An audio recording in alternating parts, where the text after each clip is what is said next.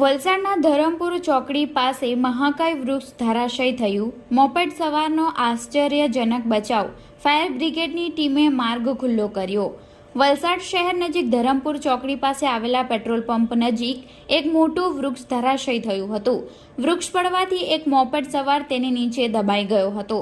જો કે આશ્ચર્યજનક રીતે તેનો જીવ બચી ગયો હતો.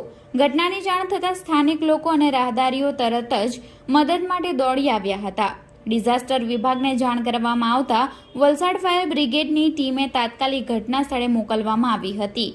ધરમપુર ચોકડીથી વલસાડ શહેર તરફના માર્ગ પર વાહન વ્યવહારને અવરોધરૂપ બનેલા વૃક્ષને હટાવવાની કામગીરી શરૂ કરવામાં આવી હતી. વલસાડ નગરપાલિકાની ફાયર ફાઇટરની ટીમે કટરની મદદથી વૃક્ષના ભાગોને કાપી માર્ગ ખુલ્લો કરવાની કામગીરી હાથ ધરી હતી.